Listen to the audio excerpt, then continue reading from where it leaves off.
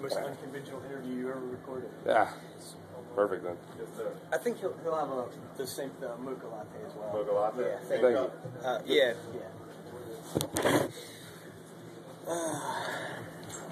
All right. Let me take a look here. Start reading. Feel free to ask me any questions while I'm reading. It's okay. Not really. Which sports would I be covering or writing about? Because it's winter, so. Winter. It's basketball season. Oh, that's right. Basketball just started.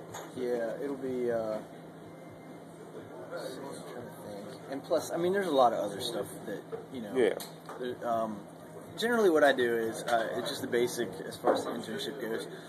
Winter is a little different because it's really, really compacted. How long is it? I think 90 hours, and this is one. It says it's a winter semester, but I'm assuming this would be starting like in December. I guess I don't know. I mean, how long is the semester? Technically, the semester's only from like January to the month of January, and that's it. Right, that's what I thought. And I'm like, that's a little That short. would be tough to jam in there, but we can find out if you can start sooner than that, or not, and we can go from there. Or I don't know if it has to be within that month or not, because that is fairly. Yeah, I mean, I think you can start like a little bit before. I'd probably just talk to Jody Morrison. She can probably let me know. Yeah, check with her and see, because if you want to spread it out more, because otherwise it would be like 4 days, 6 hours a day, 4 days a week. Yeah. I've heard I've been working full time, so I got a weekend job as well. So. Right. Yeah, but if we can start like in December, so then that gives us 2 months to work with. Then I can just do 3 times a week, 6 days, 6 hours a day, and that's not nearly as bad. No, exactly. Agreed. I understand that. Yeah, find out if that's possible, and then and we'll do that. Oh shoot! I had a contract I needed you to sign. I can. You can bring it back. You can bring it by the office if you need to. Okay. That's fine. Yeah, and I think I have to turn it in. Yeah, she needs. Oh, thank you. Thank you, man. I like this place. I've been coming here since they opened. I live fairly close, so. Oh, okay. That's why. Gotcha. The office is pretty close, isn't it? The Daily Times office. We used to be downtown, but now we're like out on. It's Beam Street, which is back in the industrial park. It's hard to explain. It's like it's out Northwood Drive, you down Marvel across the railroad tracks, and then down past Purdue's Innovation Center or whatever down there. It's kind of weird. Gotcha. Yeah, The newspaper should be downtown. You think so, usually? And we moved out there to have room for a new press and all this stuff originally, and then now we don't even print the paper here anymore. It prints in Wilmington. And we're just in this massive building where we have way more space than we need, and we're stuck in a lease. That's no good. Yeah. That's good. I guess what we the internships generally is, I mean, I just basically, interns are staff writers, so I just kind of treat you like a staff writer, and we start out with one assignment, something fairly simple, and then I kind of see where you are, and we build on that. Okay. And that's the way we do it. The winter semester, like I said, it's tough because there's a lot jammed into a short period of time, and then you have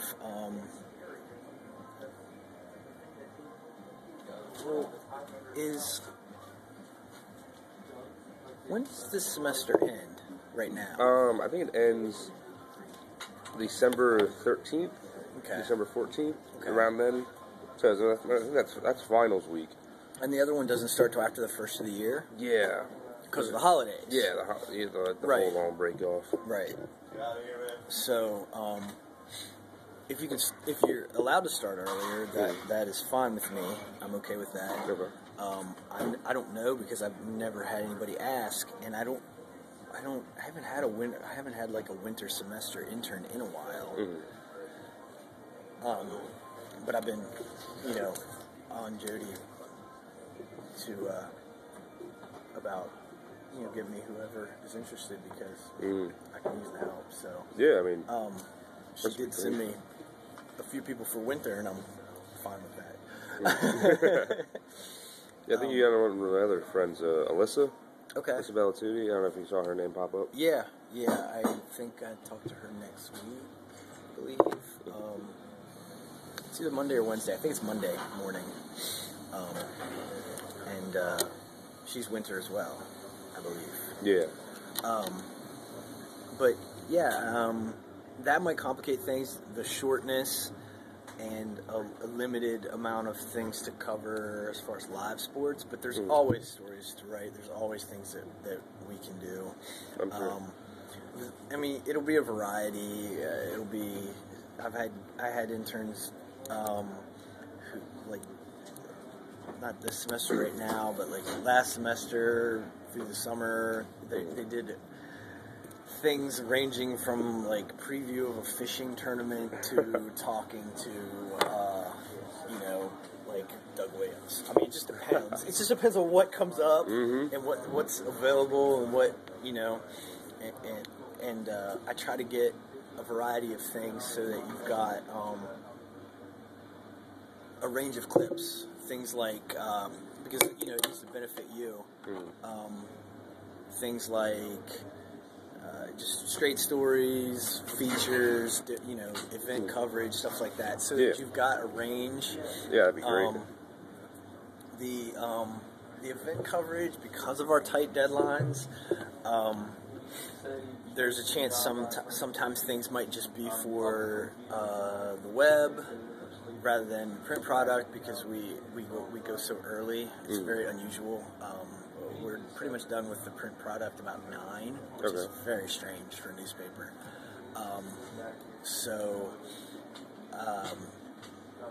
Anything that's important enough to cover, but like doesn't start till 7. There's no way that's getting in the paper. I mean, can't cover the prime time games what at we all. end up doing is we end up writing those. We'll end up writing those straight to the web, and then kind of teasing in the paper. Go to delmarvinow.com and for complete coverage of whatever. We don't really do that for the wire stuff because it's just too much logistically to figure out right now, and that's not really where we kind of focus on we try to focus on local, and that's why it's great to have interns, because it's more local content. It may not be the most exciting, but it is, it's local, and that's where we're going to give readers something that they can't get somewhere else. So, I'm trying to think, during the winter, there's basketball, at both the high school level and both colleges, SU and UMES. I think UMES has bowling going on, indoor track, I think. I might have a friend on the track team, I'm not sure. And can't remember what else. Wrestling for high schools. Oh yeah, wrestling. It's kind of we're doing outdoor stories are always big out here, and we just started like a Sunday outdoors page where we have a feature, some kind of outdoors feature every Sunday. I like to get nice features in on Sundays, things like that. So there's all kinds of things that we can do, profiles, stuff like that. What about how much? Have you had any multimedia stuff or anything like that? I mean, the most I've done is maybe like a PR thing I did last semester. I think we did like the whole, a PR campaign, like the press release and the media reports, and then we had to do like a PSA kind of thing. That's about the most there. I mean, I do the online stuff with the website. I've seen that, yeah.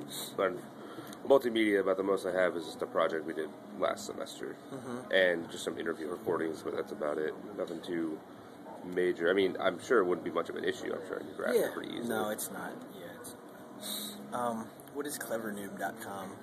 It's a video game community website. guy created the site. He makes like HD video game walkthroughs and like video game analysis, documentaries. Oh, and, okay.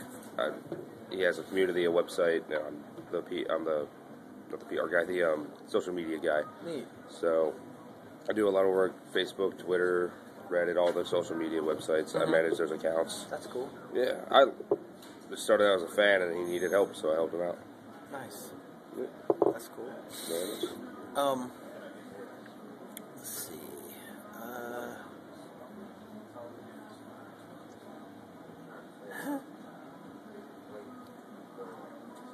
Mad Science. Yep. I'm curious. Tell me about that. It's after school program and a summer camp program. It's a day camp, but just go. You know, they train us on the certain activities the kids want to do, and then I go every day to different schools around the state, and just every day they have different stuff they have to do. It's just a summer camp for kids, science camp. I mean, I did them when I was a little kid, and then I was teaching them. It was pretty good. It was a really good gig. They taught you everything, and eventually I was just training people on it. Really simple, like, activities, but it still was, like, science-related. Like, one of the camps, throughout the week, they're building up a robot, which I could barely even do. And I had to teach, 8-year-olds how to do this. That's fun. Oh, it's fun, especially when they lose all the screws and you gotta replace them. My son's 8, so I understand. Sign them up, they love them. There's nothing he likes more than to help me do stuff, but sometimes I have to be in the right frame of mind because Oh, no problem. I like to be in the right frame of mind because he's 8. Yeah. And Definitely he gonna be wants patient. to help so bad, but very seldom does his contribution outweigh the extra work. So you're probably a senior, right? If you're in that class right now. Yep, senior right now, graduating in May. Okay. And what is it you like? What is it you want to do? I've been looking into some jobs right now. I really would like to keep doing more PR stuff. When I took the PR class, I really like doing all those kinds of writings, and I like the writing for my writing for the professions class. So like PR coordinator or maybe a social media kind of gig. I mean, journalism isn't exactly my forte. Cause, I'm a writer, but I'm more of like a fiction writer than non-fiction writer. But I'm not bad. I don't mind it at all. So probably like the future dream job, PR coordinator working at like EA or somewhere like that. Yeah, that's awesome. But I mean, this is also really good because I don't really have much professional writings. I mean, the most I have is my stuff for my class. I really don't have anything like for a job that I have, and so this would probably be good. So then, I don't know. I feel like doing like hard news stories or like, just like journalistic writings. Right. I'll probably be better just to help me out with other like kind of PR writings because they can be pretty similar. Right. Like writing press releases and stuff like that, or the stuff that gets sent to the journalists for them to write up. Yeah. So if I know what they need to write, I know what I would need to write. Right. Give to them. Exactly. and really, it's not about it's not about having experience doing sports stuff. It's just about having a desire to want to improve your writing and an ability to write. And I mean, from your clips, I can tell you've got that, so that's good. Very good. I got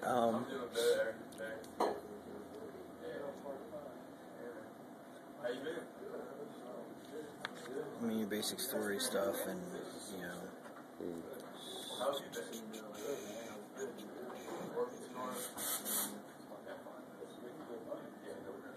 So what kind of games do you play? I'm more like the story gamer. I just got Assassin's Creed 3. Favorite franchise is the Mass Effect trilogy. Okay. Definitely. I like the options you get in those kinds of games. Like, Mass Effect, there's thousands of variables, but the third game, it's ridiculous. Right. Mainly story games like Bioshock, Mass Effect, Assassin's Creed, Gears of War. Anything with a good plot, I'm all over that. I mean, I play Madden all the time too, but That's just kind of pass the time. What do you? I haven't had Madden in a while, but I was going to buy this one, and then they like gutted the thing that I enjoyed most about it, which was like the franchise mode. Yeah, well, they kind of gutted it. They changed it to quote unquote connected careers. Yeah. And now you can. You know the NFL Superstar mode they had? Yes. They had that, and like that's a mode of its own, and it's boring and lame, and like 100% of the first season you're on the bench just doing practice mode, and you're like, I want to play. And then yeah, see, I can't do that. Yeah, and then they have like the coaching mode. Like the theme of this year is like the Hall of Fame. Like everything's about being in the Hall of Fame. And so you have coaches mode, which is pretty much franchise mode. Like you get to draft players and free agents and make the team. But they got rid of the one thing that everyone loved, and that was the fantasy draft. Right. I used to love like just like choosing the worst players, like the cheapest players, and building up the team. And you also can't you can't move your draft class from the college game anymore. You can't. I mean, I never really played NCAA, so I wasn't that big. But like, I know a lot of people who did, so that would be like a big thing. I didn't know you could do that anymore. It surprised me that they could do that they would do that. But yeah, that's what I read. That was one of the big downsides to it. But they do have a few cool new features like Game Face.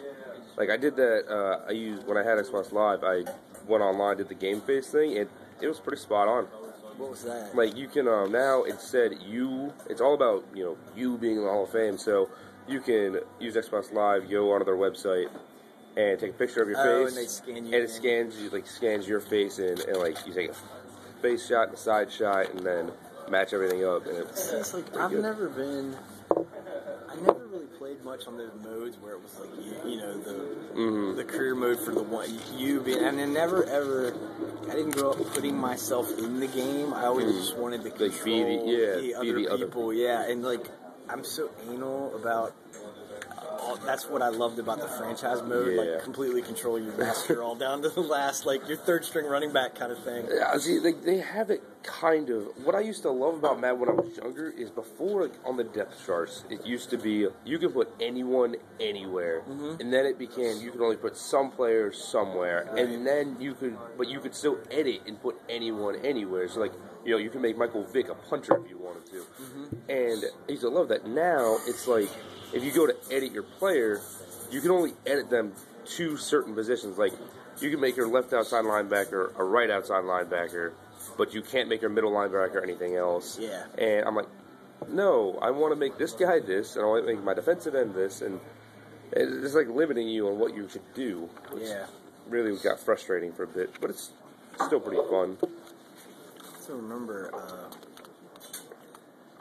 when maybe there's something we can do with sports gaming as far as whenever you're so usually what's Madden tournaments as far as like I'll try to think of some feature type stuff we can do with that. That'd be great. That'd be cool. I try to find out what people are interested in to help them do some things that'll hold their interest besides just the whatever's available kind of stuff that we usually do. I mean, usually there's local GameStops or places around that'll have like Madden tournaments, NCAA tournaments, or NBA tournaments, all those different kinds of gaming tournaments. But Madden might be out the window for now. I'm thinking about getting the NBA game. I never had time to play games. The last one I have was like college football from not this year but last year. I'm doing like the dynasty mode, so yeah. I'm 6 seasons in. Why don't I stop and buy the new game? Yeah, that's how I was. I had all the original players have graduated anyway. It doesn't matter. I always found that fun. That's the reason I never really got into NCAA. Because I'm like, even in football, people are changing around like every year, but there's still those franchise players that'll be there for like a decade. NCAA, every 4 years. It will be an entirely new set of people. And then you got those guys that they go pro on you and piss you off, even if you try to talk them out of it. It is interesting, though, whenever I do catch college sports and see someone that's like on a team that I like that actually does well at the pro level. Like, I remember seeing Vernon Davis when he played for Maryland. And my dad, I was young, and my dad's like, Sam, come here, check this guy out. I'm like, what is it? This guy, he's just an absolute beast. You gotta look at him. And I see him, like make an amazing catch, break like 3 tackles, and truck 2 people, and I was like, wow, he's pretty good. He's good. I remember seeing RG3 look like a little twig at Baylor. He still looks like a twig. Yeah, and he's way bigger than he was, too, which is scary. I don't know how he made it through. I'm waiting for, like, JPP. I'm a Giants fan. Okay. I'm waiting for JPP or, like, Justin Tubb just to, like, break him in half. That's just bound to happen sooner or later. I don't know, man. The way they talked about him after the last game, I mean, they had so many, like, glowing things to say. Mm-hmm. I mean, he's good. The worst part is I liked RG3, and now I have to not like RG3. He's in your division. Yep. Could have gone to any of the... There's 3 teams he could have gone to that would have just made me hate him, and he went to one of the 3. I'm like in a period of transition, and that sounds weird, but I don't really have a team. Mm-hmm.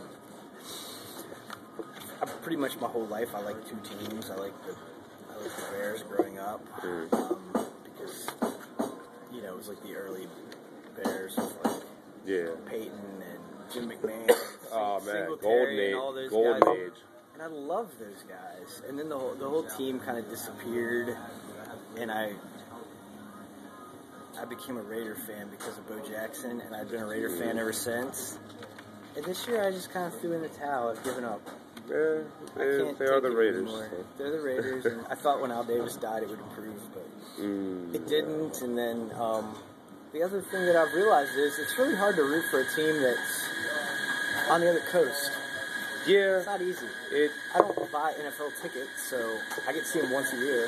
So. Oh, okay. I get to see, my grandparents have had season tickets to the New York Giants since 1962. Nice. So, 15, same seats everywhere they go, 15 rows up, northern end zone.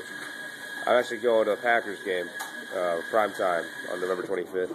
Nice. And I went to the playoff game last year. So if you know anything on the Giants for the NFL, I will gladly take that hit and go see them.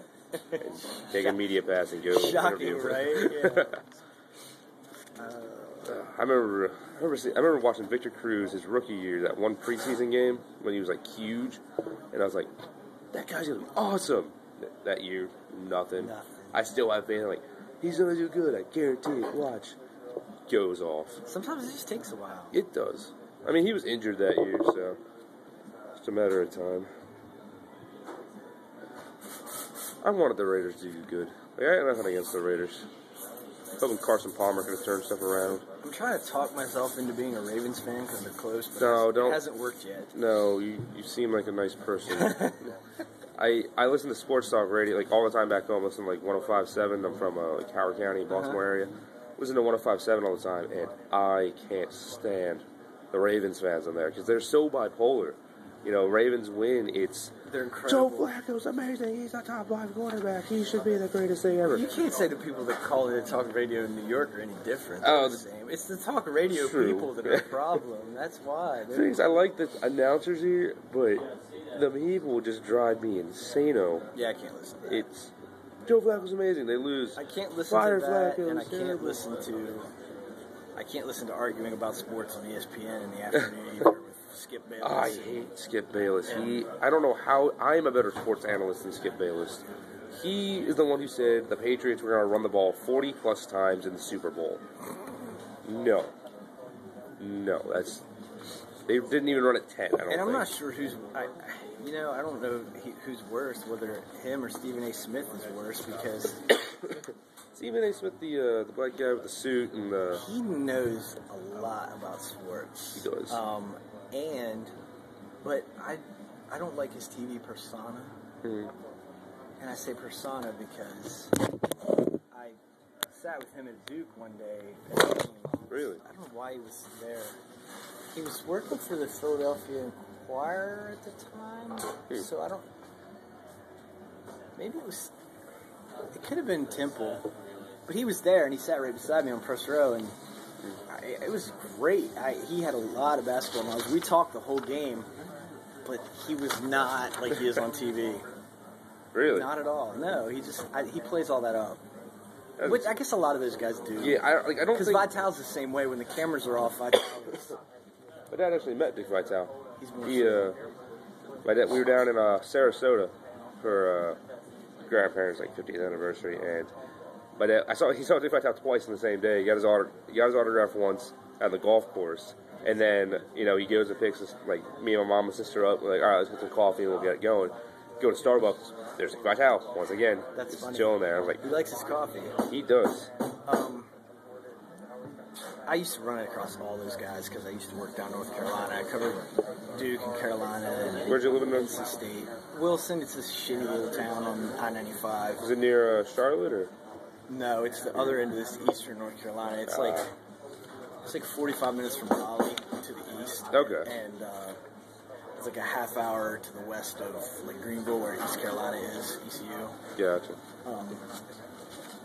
But we did cover. I got to cover a lot of cool stuff, and That's ACC tournaments and different stuff like that. And, you know, when you're hanging out at Carolina and Duke and stuff, it's like it seems like Vital and Saunders were there like every other week. You know, because they're always doing those games. Oh yeah. And, the best was the ACC tournament though, because like you know, John Feinstein, I don't know how you pronounce it, but he wrote he's wrote a lot of sports books. There's one called March to Madness. It's all about like college basketball, and I think he did a Good Walk Sport too, which was a golf. But I met him there. It was pretty cool. You know, hung out with him in the hospitality press room. What other kind of interesting stuff do you have? Aside from video game and football, like I said, I'm a writer, mostly entirely fiction, trying to like novel writing. Okay. And then I'm a professional. So feature stuff is going to give you. Yeah, feature stuff will probably be better. I like. Yeah. I mean, it's just the hard news stories I can do. It was really hard being entirely objective the entire time. Like you can't put any sort of adjectives in hard news stories. Anytime I try to put any kind of adjective, no, you can't assume that it's this. So the feature gives me a little bit more leeway because you're kind of trying to entertain and tell a story. Yep. Other interests. I'll Writing. have to teach you to make a news story interesting too. Well, within the confines of what you're allowed to do. True. Steve Bailey kind of makes it hard to make anything interesting. All right, so write a story about this 70-year-old woman having a piano recital. Exciting. Writing, video games, sports. I did the same thing to my class too. Only I was worse because I would be like, we'd start out like we were just having a regular class, and we'd have some lecture time, and then I'd be like, okay, it's whatever o'clock, and at 7 in the such and such room, this is going on. See you later. I would like a story about 10. What? I want it emailed to me by 10 o'clock. That's your deadline. Our class. They're like, so class is over? No, you're going to class. You're going to go write the story. I don't know which is worse, having... But it was always a surprise. They didn't know, and they hated me. I don't know if it was that or Steve Bailey going, all right, it's 4 o'clock, and we just got through the PowerPoint. All right, so let's move on to this thing. No, you're done. You finished. You are done talking about this. I did not do PowerPoint. I couldn't hack it. Bailey, I honestly don't even know what we've been doing since one class, we had turned in the feature, and then I wasn't there, and the class before that, I was sick, and then I felt like I come back, and I didn't miss a thing. I'm like, what have you done for the past, 2 classes? See, I don't know much about him, but I hear mixed. Same things. here. I hear know, completely mixed reviews. the only one I really know is on the staff anymore is Simmons, and I know he's really, really good. That's all I really know. And he's the guy that when I was teaching the class, he was just getting back from a sabbatical, so I would go and talk to him and tell him how things were going, and run by him what I'd been doing, and just to make sure I had somebody to bounce things off of. So I felt like I was doing things right, That's what matters. And because I have a lot of respect for him, I know his students, they learn. And it's funny the disparity that you get when you teach an upper level class like that. You can almost predict who had who as far as the teachers go. Do you know what I mean? Yeah. So what do you got to do for your interview class besides just record the interview? It's the final interview project, so you had to choose one, a type of interview that relates to like how you think it would help you in the future. And this is an employment interview, so definitely should be able to help. Then I gotta transcribe it, which I would rather gouge my eyes out with rusty spoons than have to transcribe an entire 20-minute interview. I have to do good. that. You'll be in good shape then, because one of the hardest things is to get people to do is when they're doing interviews for stories, when they're starting out, is, and I don't know why, and I'm guilty of it too, I did it, is go back and transcribe your whole damn interview before you start writing, and there's just no time for that, and I know I used to do it. I used to go back through, and I still tape stuff, but I've gotten good over the years of making notes about like where on the recording is the quote that I want. You know, like so I'll be talking to somebody and I'll be writing things down, and I'm not writing down. My handwriting's awful. I mean, I'll be honest. So I'm not writing down. I'll have the recorder like sitting here, and I'm not writing down what they said. You're writing down when like they said it. 927 quote on blah blah blah. So I can go back through and pull the exact ones that I know I need, because I can hear them now when I'm talking to people. After a while, it jumps right out at you. It screams like, "This is the quote you want to use." I had to transcribe an interview that I did, a mock employment interview that I did, and I'm just dreading that so much because I thought it was a joke at first. I didn't think it was like real, that we had to actually write down the entire interview. I mean, like when you're writing stuff, you don't really need to write down anything that's important. But I have to write down the entire word by word. I'm like, I thought it was a joke. I'm like, no, you can't really be asking me to write down everything. Maybe it's just so you can learn how interviews tend to meander. I mean, it depends. I guess they don't always, but I kind of prefer that because you get to know people more. Definitely. I've had interviews where somebody sits and reads me questions off of paper like this, and I hate that. They don't make eye contact, and I'm like, oh.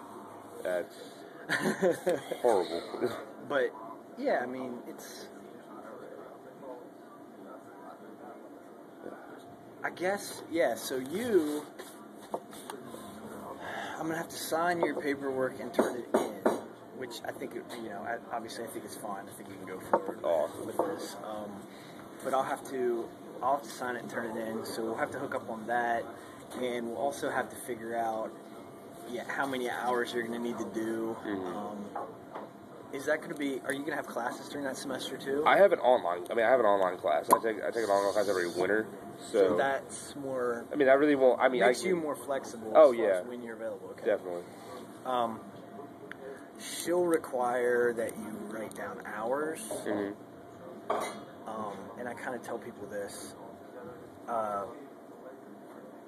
It's going to be weird with the shortened time period.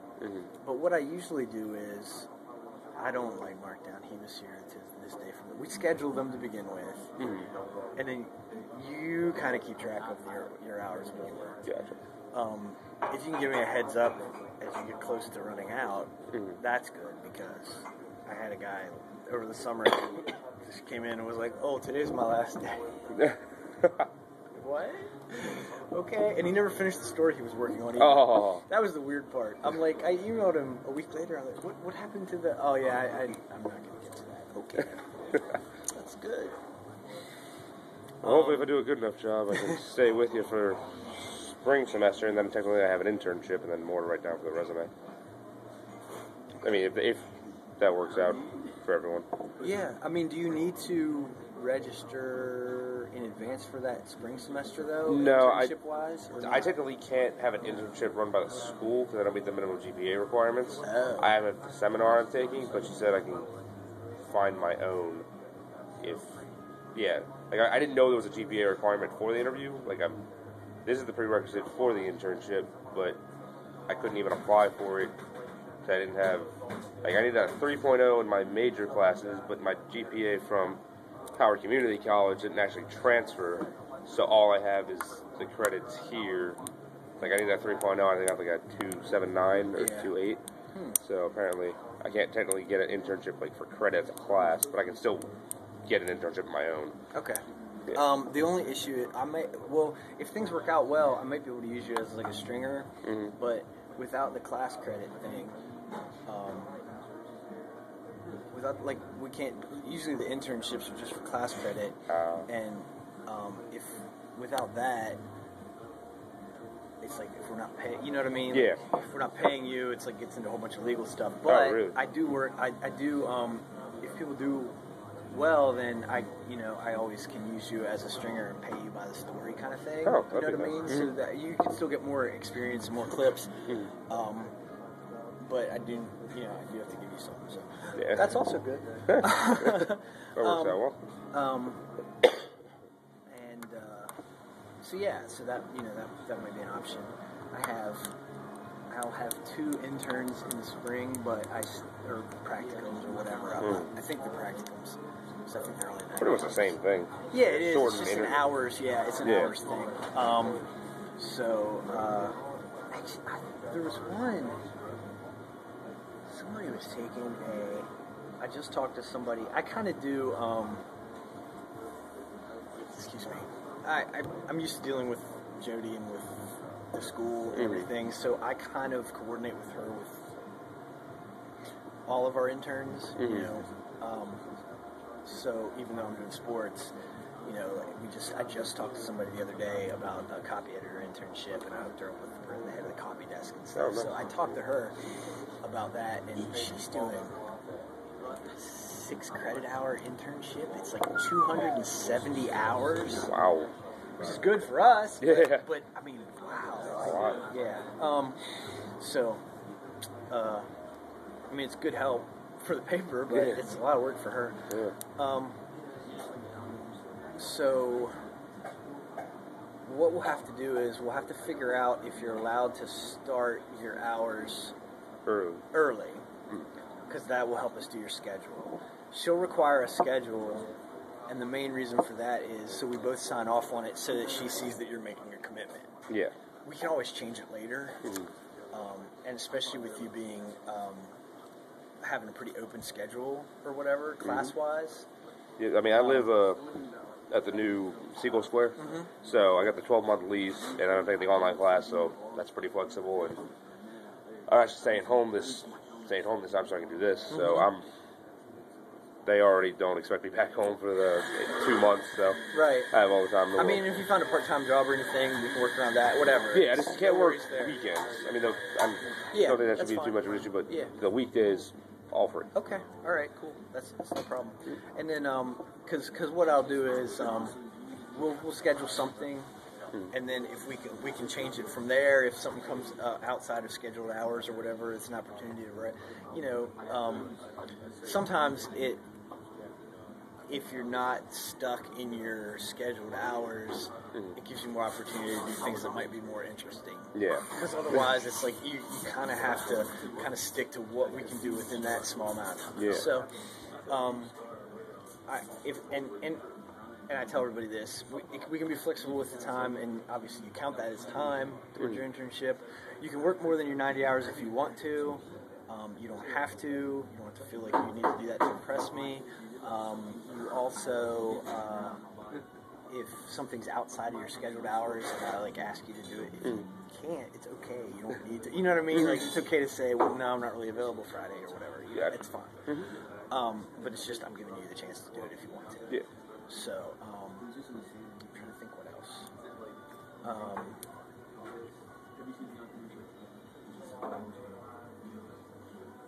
I encourage you to have, story ideas, things that you might come up with, things that we can do, and I'll try to work with you on those to make them happen. If it's, if it's something I think that folks will read about, I'm down for that. Do you have any questions for me? About me? Or No, so how I got here. So you're the boss guy. You're the boss guy for sports. Yeah. Okay. I've done just about everything over the years. Right now I'm not getting to write, so this is my working with you guys is my creative outlet right now because I don't have time to write with everything else I'm doing. I started out as a writer, Western PA, then West Virginia. Moved to North Carolina for a assistant sports editor job. I've always done graphic design and layout as well. So I've done graphic design. I've done writing. I've been an editor.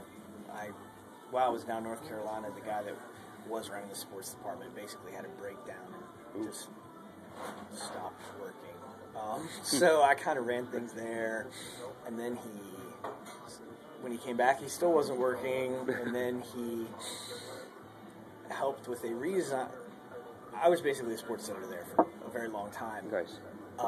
But then he officially left, and it became apparent to me that they weren't going to give me that job officially. So I came up here, it's 04, for the sports editor job here. Oh, okay. And I worked there until Gannett had some layoffs a few years ago. And they laid me off, which, whatever. It was fine for me. It was bad for them. It was bad for me to start with.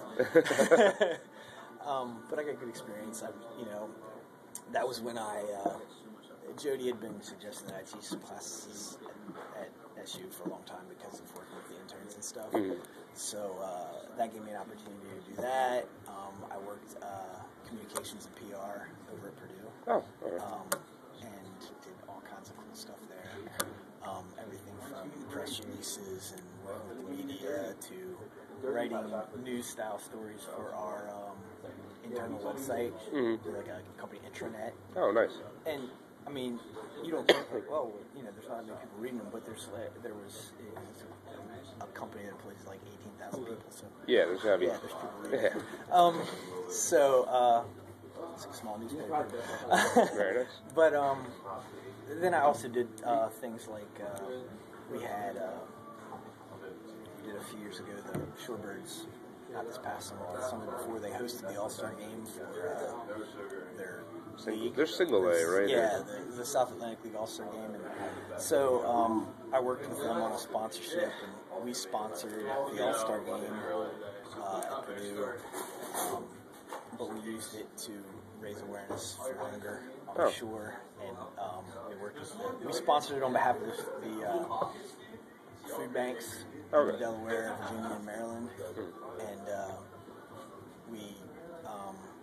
we ended up through that program. We got good PR out of it, which was part of it. But the other was we raised during the whole campaign, we raised 250,000 meals. For hungry folks, so that was cool. I really enjoyed doing stuff like that. So that was cool until Gannett had corporate layoffs. Until Purdue had corporate layoffs, and that was last year. And so I got laid off on a Thursday. And one of the guys in my office I worked with is good friends with the editor of the paper.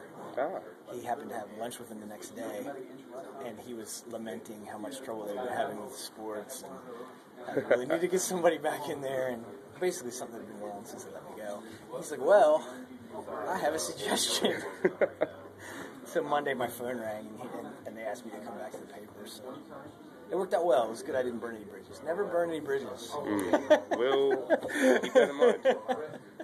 No matter how pissed off you are at the way you're treated, never burn any bridges, because it could come back to your benefit. So, so I've been back at the paper.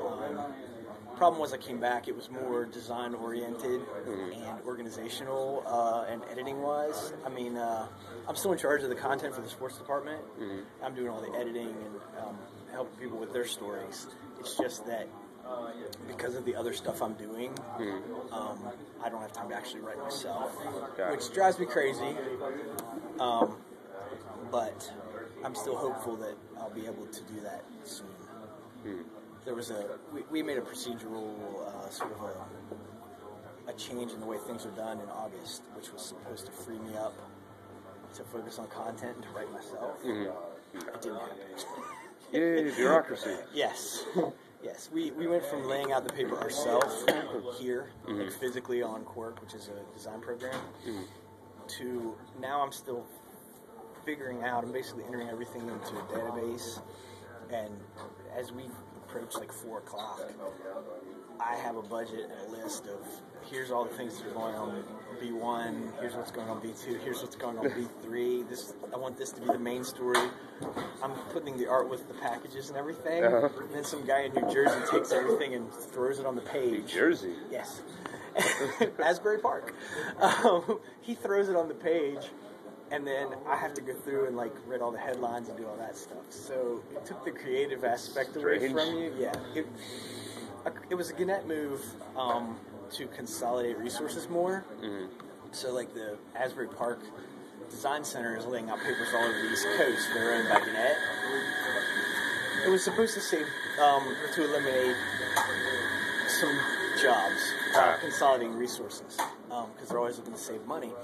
But what it did for us was we'd already consolidated. We own. Have you ever seen like the Beachcomber or the Delaware Wave or any of those papers out weeklies out at the beach? I think I've seen them like running around. Those are ours. Oh. We have like 6 weeklies that we do besides just the Daily Times. So we'd already consolidated our layout into the Daily Times office, even though we have offices in Ocean City and Delaware and like Virginia, the Eastern Shore of Virginia. We consolidated everything. So when this whole thing came about, there really wasn't justification to eliminate positions, but since this is what they wanted to do, this is why they were doing it, we need to eliminate some people. So they did. They eliminated some people on the desk, which meant that there were no longer enough people to handle this lessened work. So I've not been able to escape the desk. So I'm still there at the paper in the evening, looking over what the people in New Jersey did, writing headlines and looking for mistakes in what they did. Instead of, just the copy desk being able to look at the sports along with the rest of the paper. They don't have enough time to do it, so I'm doing it. It's only 3 pages, but they're so busy that they can't take on 3 more pages. So I've not been emancipated from that yet. I'm hoping. I'm still hopeful. Maybe by the time the spring semester starts, maybe I will be. Hopefully. But until that's the case, I'm usually only in the office by about 1:30. I mean, if you want to make your hours earlier than that, it's okay. It's just I won't be there to help you as much. 1:30 sounds perfectly fine with a college student. Yeah. Because I'm there till like after 10 usually, so that's why I don't come in until then. Yeah. And that's why I didn't want to. That's why I do my interviews at the coffee shop, because I didn't feel like going to work. And I live over on Glen Avenue, which is just So, can't think of anything else. No, the hours covered, got type of work covered. Yeah. So if you find out that and how you want to break down your hours and which days you prefer,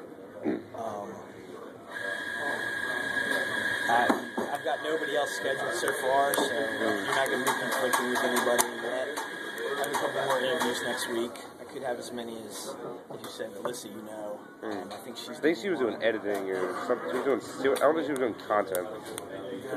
I think she works at the. She works at the Flyer right now, right? Who? Alyssa? As far as I know. Yeah, like at the Flyer at the school paper. I don't know. No. Nope. Might be somebody else though. Okay. I know that. I think I used to know. Well, I know she used to be the editor-in-chief over at the Flyer. Okay. Yeah, I'm pretty sure. I don't have it with me, but I'm pretty sure she's doing content. I'll have to look. I can't remember. I have like 7 people that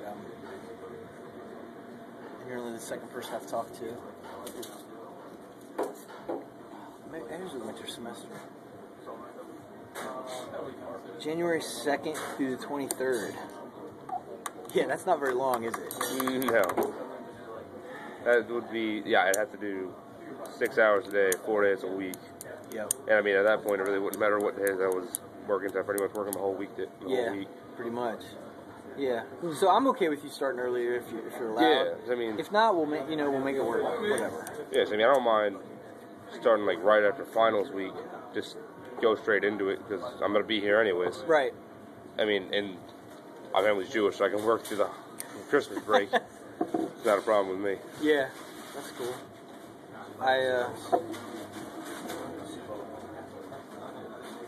One of my best friends from college is Jewish. Occasionally, I send him a Christmas card just as a joke. What about it is we have our family, Jewish, but we're not like religious or anything like that. So we always have Hanukkah ham, even though we're Jews. Got this big honeyed ham that our friends always bring over.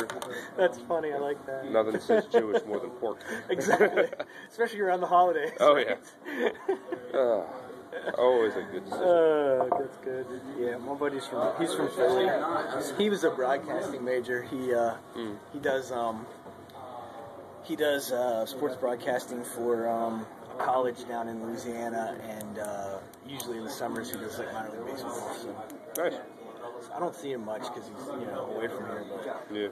Did get to get down to New Orleans and visit him not this past summer, but the summer before that. I've been in New Orleans. The year before that. I think my dad's been there once, maybe twice. It was really cool. I really want to go back. Really, for me, if I'm on vacation, it's all about relaxing and eating. I know that sounds strange, but that's what it's about. Oh no, I'm the same way. My mom's the opposite, but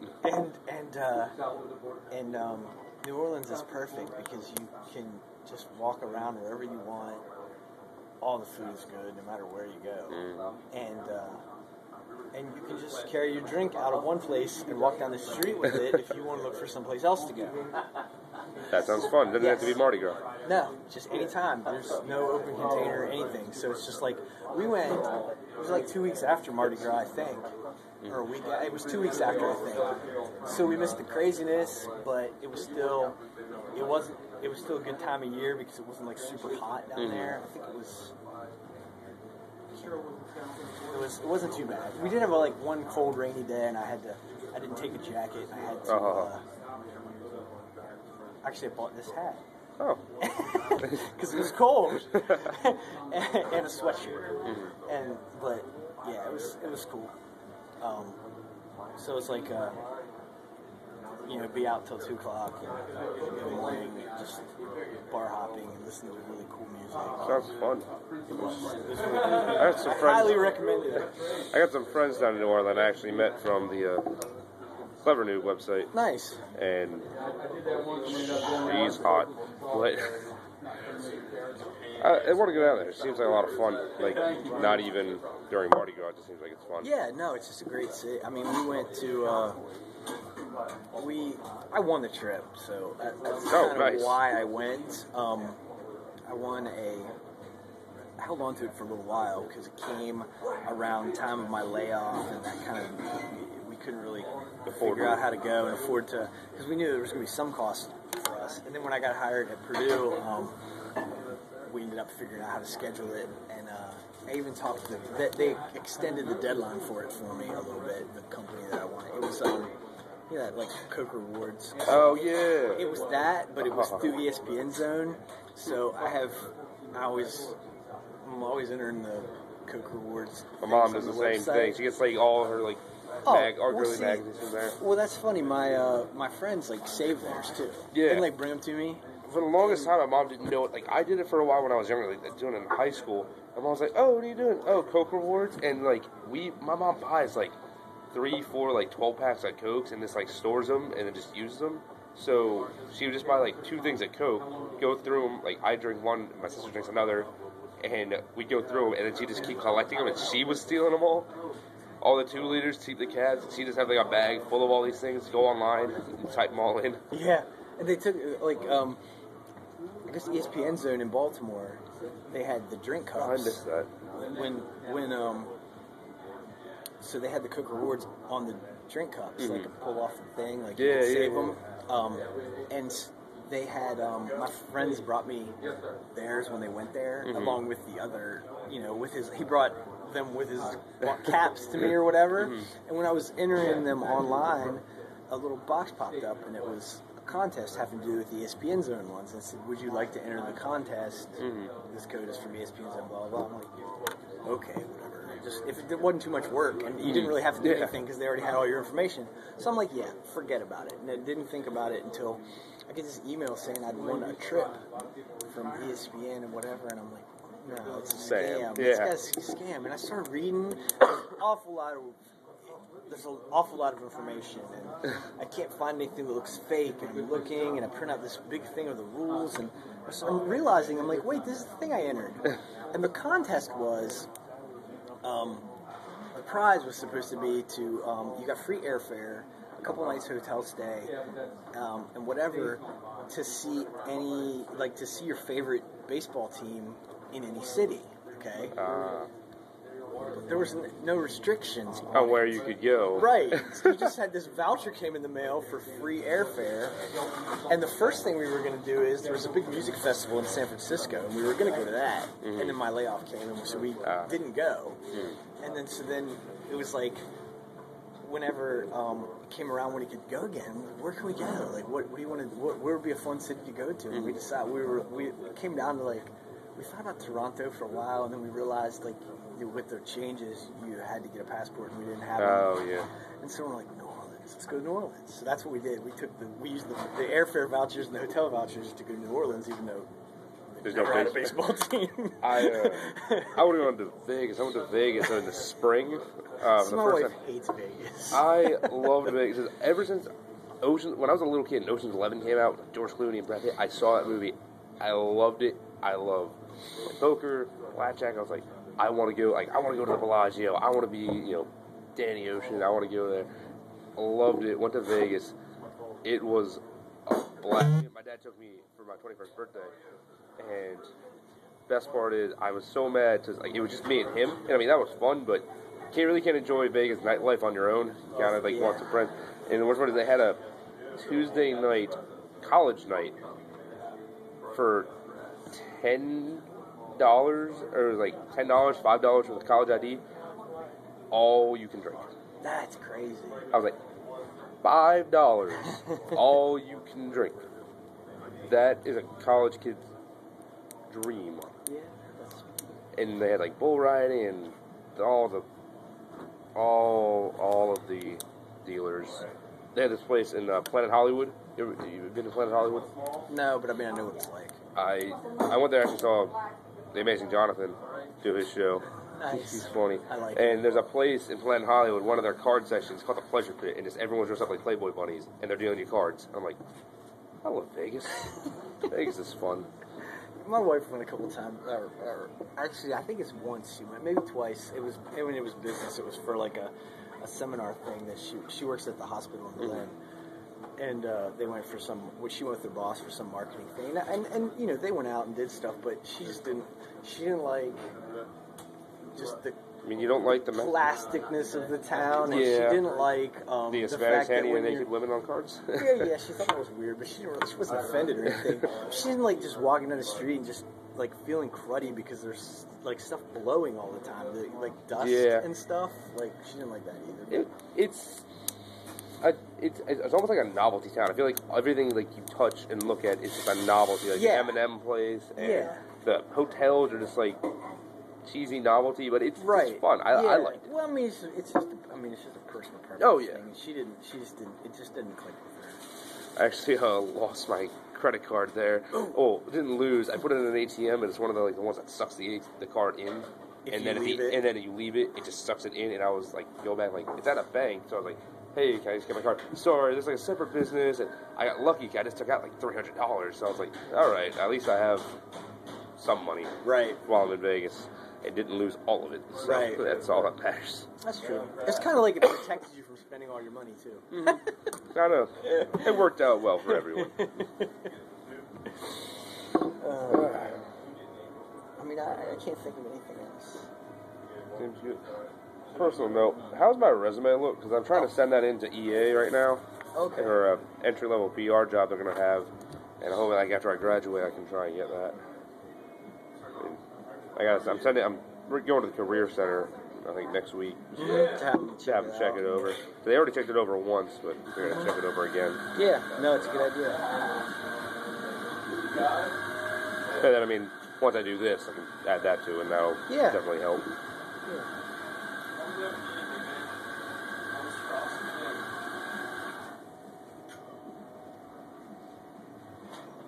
See you at the Howard Community College? Yeah. Nice. Really nice place. You said you're saying your GPA didn't transfer, or yeah, like apparently I thought that my GPA from there transferred over. Apparently, just the credits do, and then it's only the GPA for the classes you have here. Yeah. It's okay. GPAs don't scare me. I've never been about that. I mean, like they say, the first thing they said, like, unless it's over a 3.0, it doesn't really matter. I mean, it matters, but like, you don't really need it to the resume unless it's over a 3.0. Yeah. No, it's not. I had one time I had somebody that was going to do a practicum. I don't know what his GPA was, but it was like, Jody was like, well, you know, it's kind of low and blah, blah, blah. I'm like, let me talk to him. I met with him, it was fine. He did a good job, and we had, I mean, I was never really about my GPA either. So. I mean, the thing is, like, you know, when I was in high school, I had to get the good GPA to get to a good college. And I went to community college, get the good GPA to go to a good university. And now I'm at the university, I'm like, yes. All right, I'm chilling now. Right. I mean, I'm not, as long as I don't fail and do decent, do good work. I understand. I used to keep track of my grades, and I would go into a final. Figuring out how bad I could do and still get a certain grade. Always. I would do that all the time. I had my wife picks on me because she always brings up when we're having this conversation with people. Sometimes she'll bring up that I was studying for a final one time and realized I'd never bought the book. You don't need. I got a B in that class. Nice. The thing is, you never need a book. It's like this book is mandatory. No, it's not. I have a class that I'm doing like grading. Don't own the book. It would have cost me like $70. You don't have to. The only way you gotta buy a book is some asshole like me is having you hold it up during class to make sure you have it with you. But I never did that with the textbook because the textbook. I did that with the AP Style Guide because I found out that everybody in my class was making the same damn AP Style mistakes all the time. And I was like... That book is useful. Yeah. That's a useful one. I'm like, just look at the book. Look at the book before you turn it in. And somebody made the mistake of saying, oh, I don't have the book. Is that not listed as a prerequisite for this class? Yes. Like, that book's useful. So the very next class, I was just like... I made sure in class, I was like, everybody needs to have that book. You need to look at that book and go through your thing before you turn it in. Whatever the assignment is, there's something that you can find in that book that is going to help you. You use it for your press releases. You use it for your stories. You use it for your features, your profiles. Everything you write in here, you use it for. So I went through that whole mess. And then the very next class, I was like, who has their AP Style Guide with them? And they're like, what? I'm like, if you have your AP Style Guide, I feel like I'm in kindergarten now. Like, hold it up. And so I started just randomly, I would give points for when people had this style guide with them for class. And they never knew when. And they'd come and they'd be like, are you going to do style guide points today? I'd be like, I don't know yet. And then they'd be pissed off if they brought it and they didn't need, you know. The funny thing is, everyone complains how expensive books are. Like, some of them are, but I am innovative in finding ways to get around that. I mean, there's one book that would have cost like $200 new, like $150 used. Found it. Yeah, I found it. I found a bootleg copy from India for $24. Nice. I mean, we had a book for one of my marketing classes. Pirate Bay. Well, there's websites too, and like half.com and all kinds of places where you can. Oh yeah, you can get them like way cheaper. Just don't buy them from a bookstore. Yeah. And then you can still sell them back.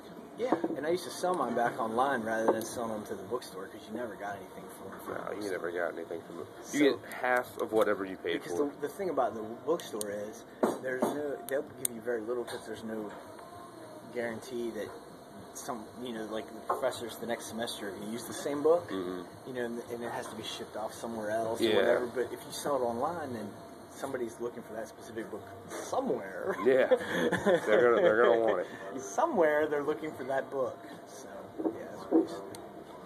But I guess get with me. Did you have you have my email and everything? Yeah. That's how you contacted me.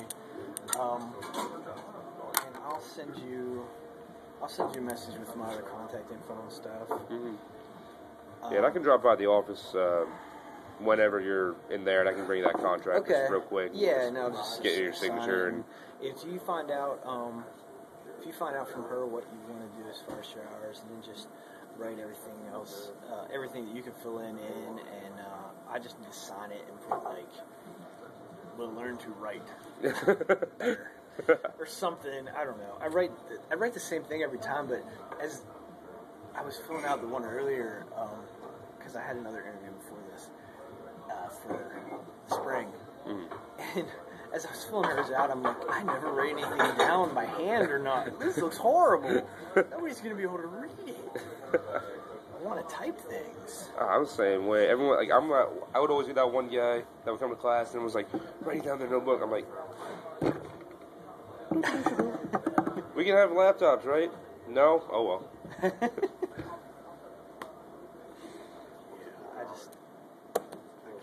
I can never read my notes.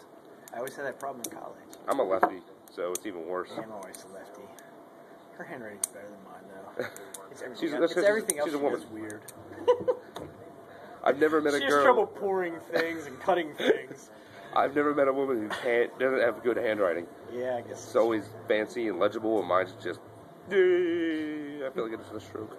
Mine's bad. And when I learned to hold a pen, I was doing it wrong to start with, and nobody ever noticed, so that's part of my problem. I mean, I hold my pen, everyone, they literally take my hands to try to write like this. I hold it like this. See, I think all fingers on. I used to hold it down here instead of with this, I never had this pointer finger involved. I was holding it down here. So I've gradually taught myself to hold it right, but I still make my letters when I'm printing. I do things from the bottom up, like a 9. Oh, that is ever weird. Showed me. That's I mean, so like everything. It's so different. Yeah, it's like H's. Everything's like that when I'm printing. And so people see me writing, they're like, "What the hell are you doing?" Whenever I print, I do print cursive. So I'll do my print, but there'll be I'll do HEY. I'll just do the H, and then there'll be a very light line over to the E, and then a very light line over to the Y. And if you literally look at it, I'm connecting everything, but it's all print. Right. And it looks. I never really noticed it until high school. I was like, I connect everything I write. I don't know if I'm lazy, just don't lift the pen up, but they don't even teach people to write in cursive. No, don't you know? You use cursive in every day of your life according to your elementary school. They do not teach. My son is. I don't know because everybody types so much and everything. I mean, he's 8, so. Yeah. But I don't know if they use it much or not. I guess we'll see. Because you got to figure it's probably a limited amount of. We hand wrote all of our when I was younger, we hand wrote almost all of our assignments and stuff. It was. I mean, I kind of grew I'm in up my 30s, so it was like. I mean, I remember being on the cusp of when. If you type something, it was for a big project. Mostly everything else you just hand wrote, and then if it's a big project, then ooh, I'm gonna make it fancy. I'm gonna type it. Yeah, like a paper and stuff. We used to type. I had a typewriter for a while, and my mom said I would use, and then I got a computer that had a floppy drive. Oh, floppy drives. 5 1/4-inch floppy drive. I remember that. And the Macs that we had in the computer lab at work were the old school ones. The ones with the gigantic mouse, the one-click and button. the little tiny screen. We used those in elementary school, and they used those to show us how to use. Yeah, the big. The ones like the that. Gigantic. The little bitty screen. It was black and white. The tiny little screen. I remember they had this program. It was just a little mouse and a little mouse icon, and you could drag it around and draw with it. And it was I remember seeing those there'd be the classrooms, and in the center there's these block gigantic computer. I remember Encyclopedia Britannica when it was on like a CD, and we'd have to if we wanted to look something up, we used the Encyclopedia Britannica, and now there's just Wikipedia, so that's out the window. Yeah, I don't trust Wikipedia. I trust it on basic things. Anything that's important, I don't use it for. I tell you what I use it for. Like, if I want to know about a video game or a comic book, I know that shit is going to be up to date. Well, Star Wars, because somebody somewhere, it's really important to them. It is. You heard they're making the 7th one, right? Oh, Star Wars? Yeah, Disney bought Lucasfilm, so that's going down the drain. Probably a good thing, though. Back in the day, I would have thought it was bad. I mean, Disney's been doing a good job of not. And they bought Marvel, and they didn't destroy it. Yeah. So I'm okay with it now. They've been doing a good job of letting them, just like, all right, we're going to own you, so just give us your money and we'll let you do your thing. Right. They're like and imperialists. Plus, I'm thinking that they'll be smart enough to put people in charge of the Star Wars stuff. Like George Lucas. Who are fans that, well, I mean, I don't know. I'm hoping they push him away a little bit because, I gotta say, the prequels were... The prequels, And I don't think that... Oh, I know.